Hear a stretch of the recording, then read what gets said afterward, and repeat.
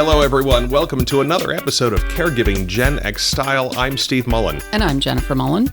The lesson of this episode is plan for the worst. Now, this is something I'm really good at because generally I'm a pessimist. Oh, you are. And I expect the worst to happen. Yes, you do. Along your caregiving journey, you will find that you may run into roadblock after roadblock after roadblock.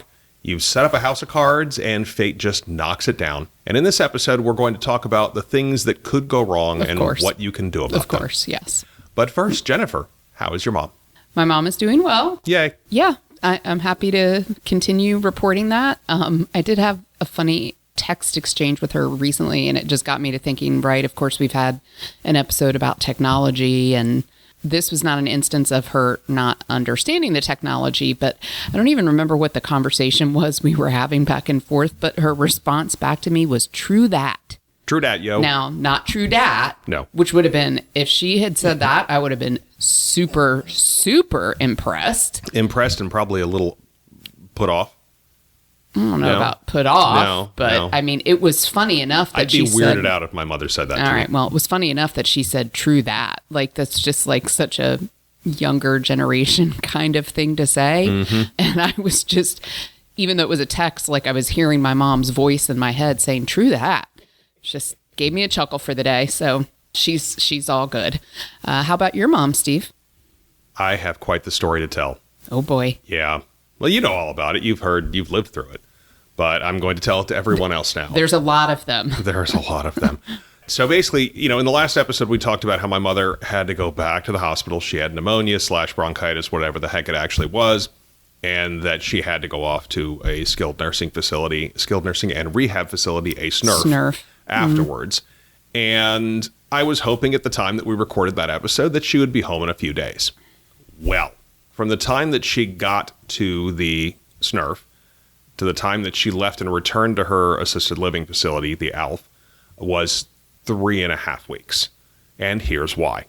So after about a week or so, her PT and OT professionals both came to me and said she is at the level where she was accepted for return last time she came here. Which wasn't that long ago. It was only about a month before because, as you recall, she had that gastric bleed. It's just been kind of a mess lately. Completely unrelated mess. So I called up the ALF and asked for the healthcare director to come over and do her assessment. She came over, watched my mother get up in the morning and get herself ready for the day, asked her to do a couple of stands at the bar, in the bathroom, and I was not in the room at the time. There were several people in there, and it was just a little crowded, so I was sitting outside. She walked by, and she said, oh, she's just not ready. And I said, oh, well, that's a shame. And I figured she had a bad session, and it was a mess or something. I said, well, we'll try again in a few days, I guess. Moments later, the PT professional comes out and said, she did great. Are they letting her go home?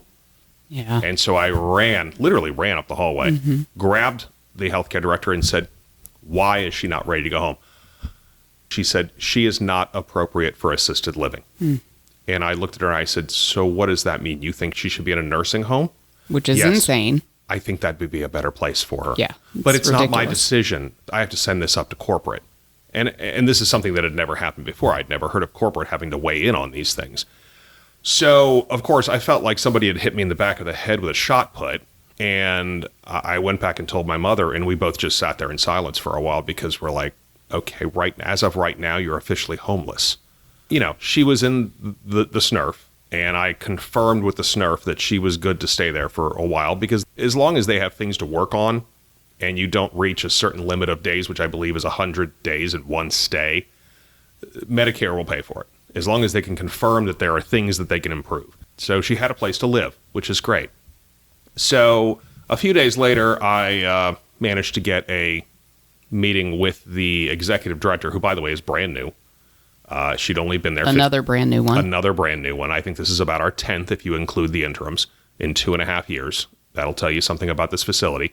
But anyway, so it was me. I requested that the healthcare director not be there because I didn't think I could look her in the face without screaming at her. So it was the executive director, a marketing assistant, but she's been there a long time, and that may have been for continuity because she knew how things worked, and I'm glad she was there. And on the phone was somebody from healthcare at corporate. I think she's like the regional healthcare manager or something. So we went through this meeting. I said, can you please tell me why it is that my mother's not appropriate for this facility anymore. She said, well, she can't roll herself around in her wheelchair anymore. I said, that is garbage. It's complete garbage. I knew she could do it. I'd seen her do it. I don't know where this information came from. And then she tried to bring up, and we mentioned this on the last episode, about my mother getting bronchitis, pneumonia, whatever it was. And she said, well, I just don't think we can take care of her. You know, she's been sick lately. I said, she was sick because your healthcare people didn't take care of her in the first place. This was a failure on your part, which could have happened to anyone in this building. Yep. I was red-faced and close to yelling at her. Yes, and I know you very well, obviously, and that is out of character for you. I was red-faced and angry a lot through this period. Yes. So anyway, we got through this meeting, and the woman on the phone said, well, and I didn't know this, she said, actually, I know your mother. And she reminded me, and then I sort of remembered it. She was an interim executive director the summer before. And she said, I know your mother. I actually helped your mother. There was a little flood with her air conditioning unit, and I helped her get her new carpet. And I got to know her pretty well, and I like your mother an awful lot. So I'm going to come down and do an assessment on Monday. So this was Friday. She was going to do it on Monday, or it was Tuesday, something like that. Anyway. Although the whole liking your mom a lot seems a little bit irrelevant, I will say. I said that back at that time. I mean, in the end, right, they have to be assessing residents based on their... Of course. But the fact that I said, so you know what my mother was like last summer? She said, yes. I said, I will tell you. She's pretty much the same right now. And it's not just me saying this. It's her physical therapy and occupational therapy professionals both saying this. So I need to back up for just a second. I told you this was long. I'm sorry. But at the same time, and I believe we mentioned this in the last episode, at the same time that my mother was in this SNRF, there were two other ladies from her assisted living that were also at the SNRF. And one of them, as it turns out, I bumped into her son, who I didn't really know, but I knew he was her son. Turns out they were going through the same stuff that we were. And interestingly, so they're both higher level of care at the ALF. Not the highest level of care. Neither of them are level 5. That's the highest level. They're both level 4. But he was getting the same thing. And if it's possible, he's even more angry than I am. Well...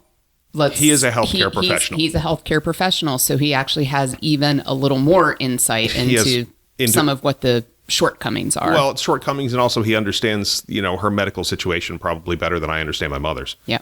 And he was just, I'm furious. Does not quite even cover it.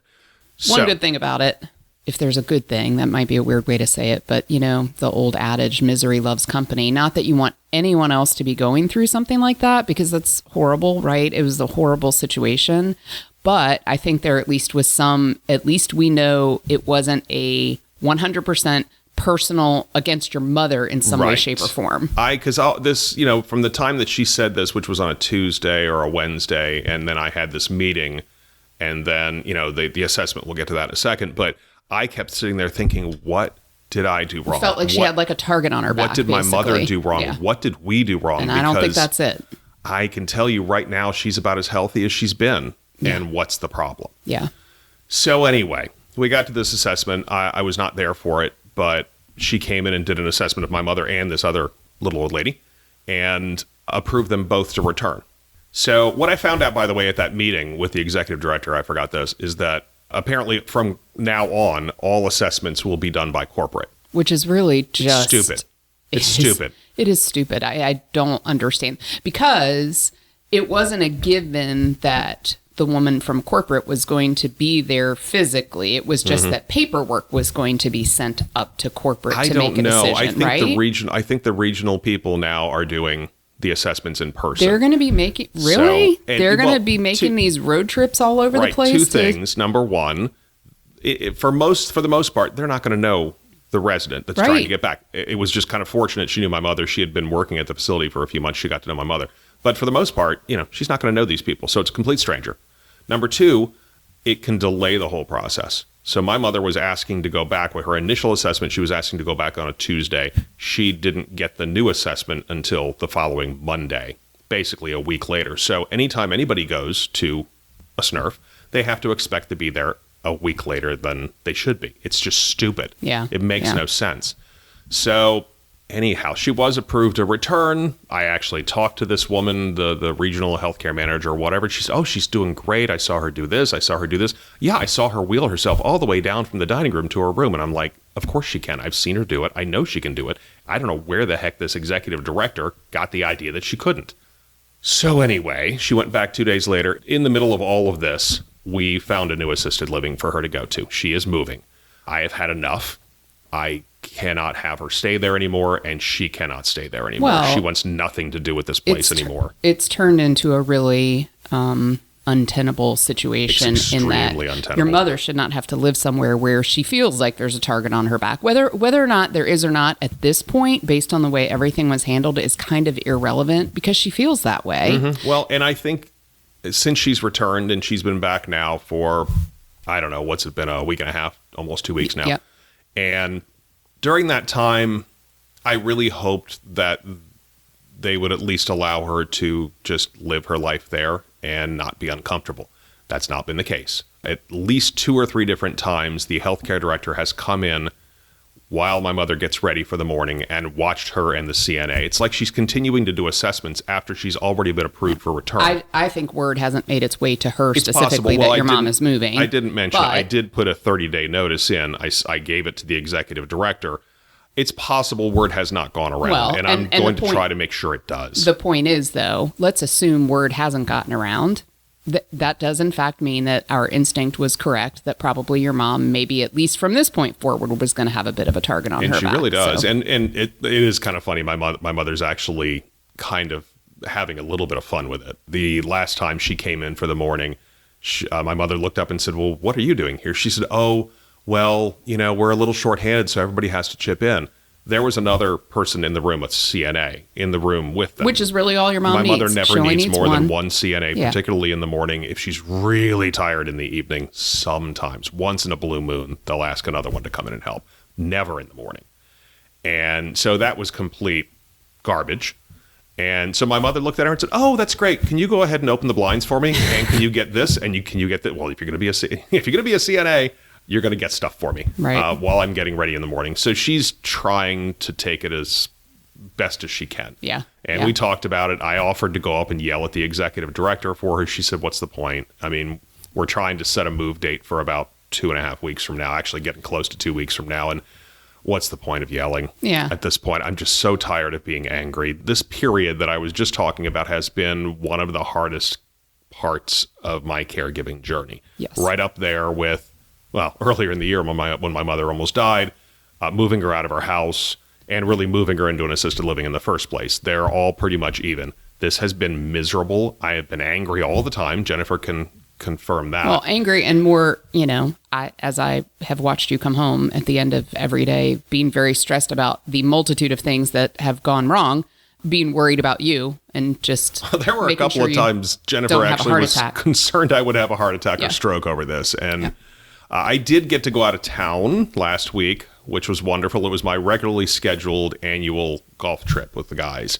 And this year we almost thought you weren't going to go. We almost thought I wasn't going to be able to go. And thankfully, Mom got back to assisted living, the ALF, a few days before. And I said, okay, I know she's settled. And really, even if she'd been forced to stay at the SNRF, she was settled in there. She didn't like it, but she was settled in. I probably would have gone anyway. Yeah. And Jennifer visited her. Our son visited her.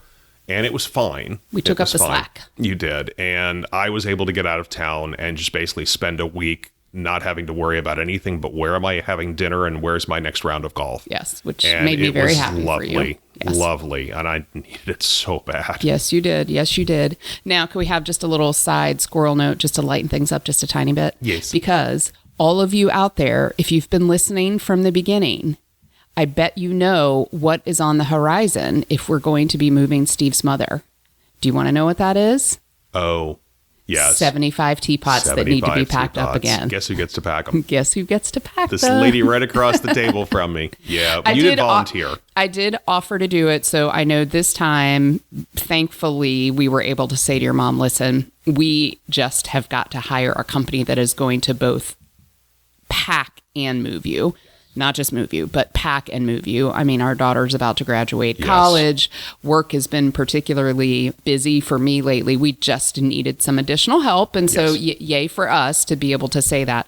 However, I just couldn't stand the thought of a moving company packing up the teapots. So I will happily do it. My mother actually said, well, if we're going to have them packed, they may as well pack the teapots. I said, no, not a good idea. Jennifer wants to do it. I mean, like we joke about it, and I joke about like, oh my God, 75 teapots and I still have PTSD. Kind of true, except that, right? I mean, it is proud of the fact that we moved her and none of them broke. Well, and it's your anything. Mother's prized really collection. is. I'm not going to let anything happen to it. So All right. So let's finally move on. This is the mess I've been going through. We almost talked about it a whole episode just on that, but I thought it might be a little too self-serving.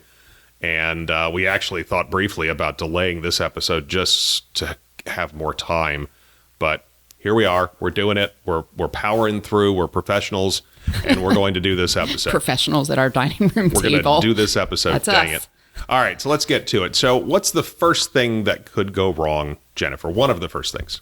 Well, insurance could be a big issue. Big mess. Insurance maybe won't pay anymore. So in most cases, Medicare and Medicaid are usually pretty easy to predict, but sometimes things can happen that you're not expecting. And so one example of this is with Gagi, and we had talked about this probably a really long time ago, but when she was in the hospital with surgery, it's probably been 3.5, 4 years ago now.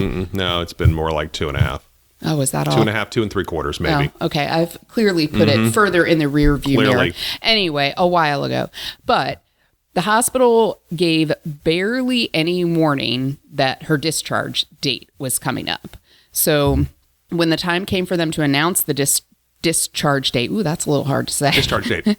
They also said, well, we really think that she needs to go to skilled nursing. Okay, fine. But then this led to a mad scramble for my brother and I to find a facility that was good, that had a bed for her, that was in a reasonable location for both of us to get back and forth to. So we did finally find one. When we say mad scramble, I mean, we had to pick something within less than 24 hours. Yeah, they said, she's being discharged tomorrow. Where do you want to send her? It was, yes. It's crazy. It was crazy. So we found one, and, there's reviews of these places. We may have talked about this before. There are reviews of these places. So really, my brother was able to do the bulk of the, there really were only a couple of good location options, and then look for the reviews. And what we learned, and it's, it's hindsight, right? The reviews just never are 100% accurate. No, they are and not. The best case scenario is that you have time to go visit the facility before you're going to put your loved one there. And we didn't have time to do that. On top of the reviews just being a little skewed one way or the other, there's the issue of, if somebody's loved one was there 6 months before, they may have been fully staffed at that moment. Right. And they're not fully staffed now. Well, That's and an issue. What we always have to take into account with Gagi's stay at that particular time. I mean, we were still close. It was 2021. It was still, you're right. It was still COVID times. Right. So a lot of places were short-staffed. There were a lot of additional challenges just in general with any healthcare facility. So even had we chosen the one which now your mom has been to several times, which we know is pretty good. It's a pretty decent one as they go, yes. We don't 100% know that it would have been tons better at that exact moment in time. And actually we do, because my mother was at that place about a month later. Was it that? Was that all there was? Yeah, it was that close. Oh, it really okay. was. I think because right about the time your mother came back home and was becoming independent, that's when my mother's legs stopped working. Yeah. And about 3 or 4 weeks from then, she was in the hospital. Actually, let's say 2 months. Yeah. Because it was a couple of weeks before she'd get into the hospital. She was in the hospital for 3 weeks, and then she ended up in the SNRF. And so, 2 months. It really wouldn't have been that much different, really. Well, the lesson here, and again, I feel like we have talked about this before, but probably we can't say it enough times, is if you have the luxury, the time, the ability right now, even if you're not yet in that position, but if you're taking care of an elderly person, at some point, they probably will end up in a hospital and most likely then have to do the transition into a skilled nursing facility. So if you have the time to check out the places around you, what would be convenient, just pop in, visit, definitely a good idea if you can kind of see what you're getting into. And I'll say this: we've learned a little bit about these SNRFs and where they fall in the healthcare world. And I think I've even talked to some healthcare professionals about it. And basically, the way it's working now is, 30 years ago, from a hospital stay that my mother had or your mother had, they probably would have stayed longer. Now what they're doing is they're getting them out the door, shipping them off to skilled nursing to finish their recovery. And that's exactly what happened when my mother had pneumonia. She was still on oxygen when she left, and they weaned her off of it at the SNRF. Yeah. And of course, started the PT and OT, which was great. But that's where they fall these days, and they're using them more and more and more as really an extension of a hospital. Yeah. And that's how it is. Yeah. So, and I'll briefly go through this. This is another example, and it's very similar to what Gagi went through, except we fortunately had a little bit of extra time. So, my mother was in a rehab hospital after her surgery in 2021 that we were just talking about. And I dialed in for the weekly patient care meeting because I couldn't be there in person. We've talked about patient care meetings. It's the loved one, it's the patient or resident, and then it's a doctor. It's somebody from the nursing staff, somebody from PT, somebody from OT. So I dialed in, and on this particular fateful day, I was not expecting anything other than an update on how she's doing. But instead, the facility said, your mother's just not strong enough to do the rehab work at this facility. It's too much for her. And we talked about these things. It's like rehab boot camp. It is hard, hardcore. Those were tough days. Yeah. Yes. So they said she's not progressing because she can't do the stuff that we need her to do here.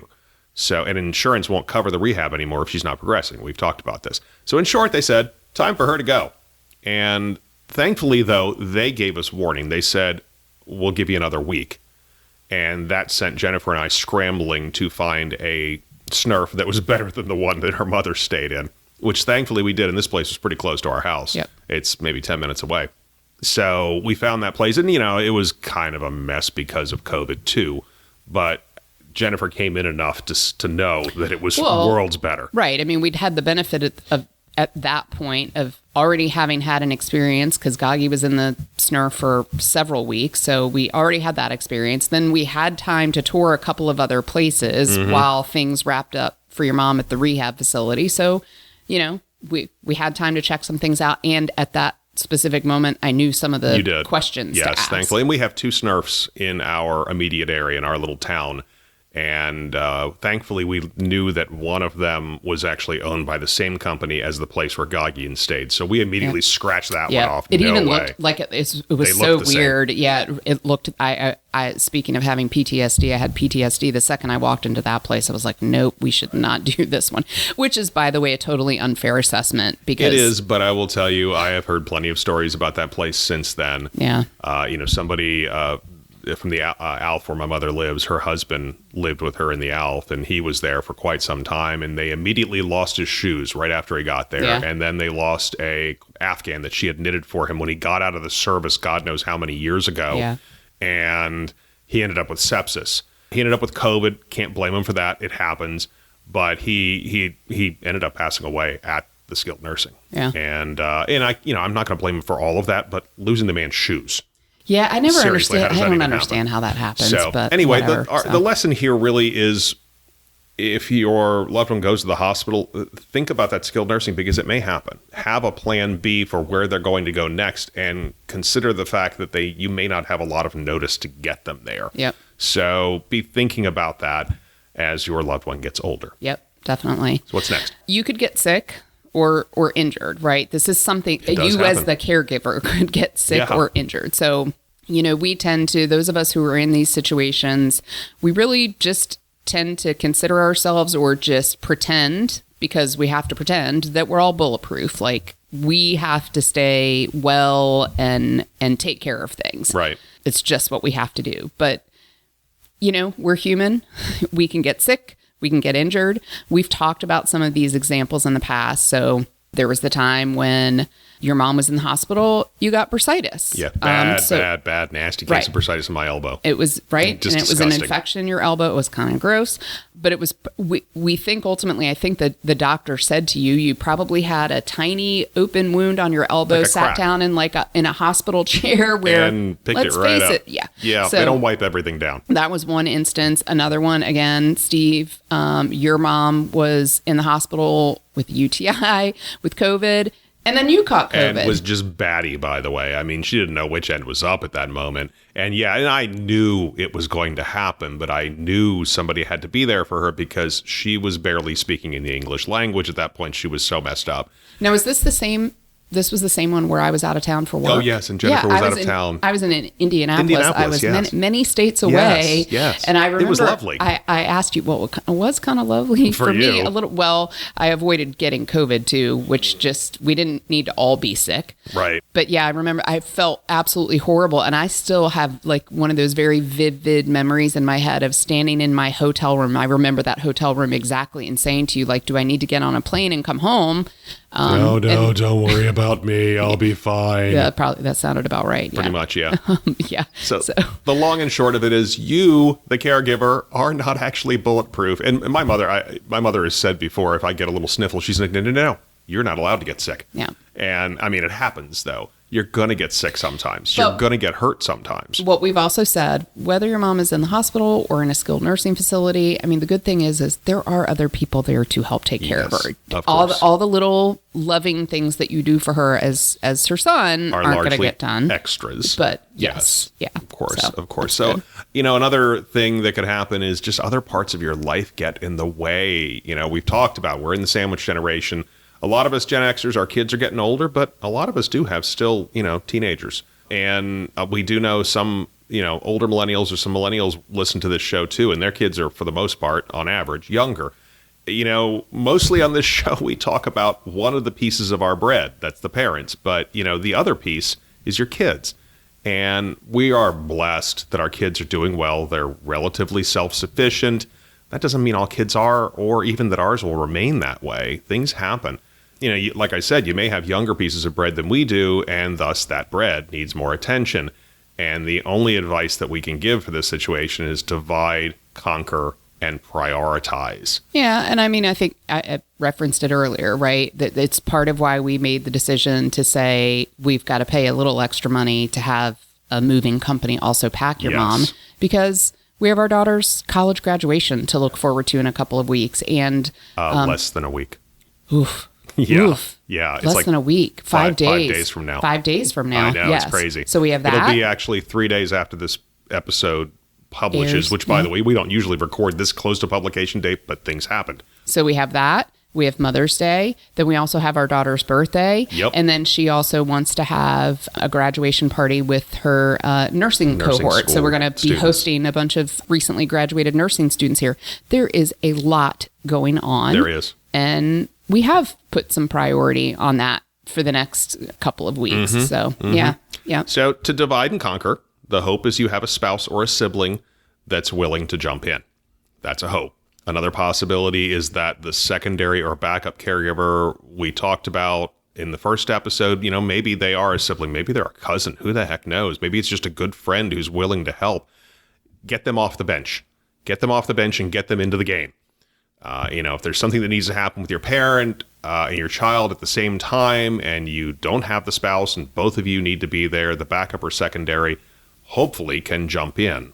If there is no backup, this is the time for asking a friend to help. That friend that said, let me know if I can ever help. We've been very fortunate to have a lot of friends who've said that. And this is where, if it's a kid's sporting event or something, they have a soccer game, a softball game, whatever. This is where you set up a carpool. Yep. Say, hey, can little Billy ride with you this time? Because we really have some stuff going on with my mother. And most of the time, that's not going to be a problem. So the final possibility is that some areas do have services that will help take elderly people to doctor's appointments. It's not ideal. I wouldn't love it so much, but sometimes you have to do what you have to do, and just check on your local area agency on aging, which we've talked about a few times.